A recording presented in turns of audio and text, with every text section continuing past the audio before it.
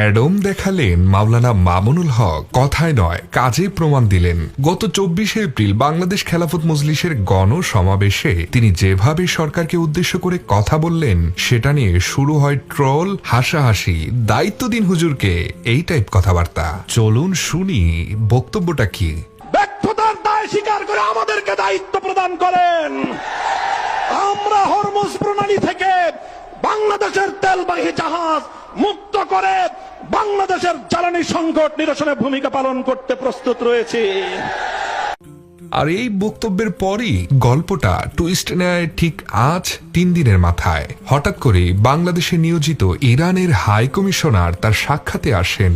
আর এই সাক্ষাৎ আমিরে মজলিস মাওলানা মামুনুল হক সাহেবের নিজস্ব কার্যালয়ে। এখানেই অনেকে বলছে এইটাই সেই হ্যাডম, যা বলেন তা করার ইঙ্গিত, আর ইঙ্গিত দিলে সেটা যে ফাঁকা না সেটার একটা নমুনা নাকি দেখিয়ে দিলেন তিনি। ইরানের সাথে তার উষ্ণ সম্পর্কের ইঙ্গিত আগেই ছিল, এবার যেন সেটা একটু বেশি দৃশ্যমান হলো। আর সবচেয়ে বেশি দৃশ্যমান হলো মামুনুল হক সাহেব যা বলেন তা শুধুমাত্র ফাঁকা বলি নয়, তা করেও দেখানোর সক্ষমতা নিয়েই তারপর বলেন।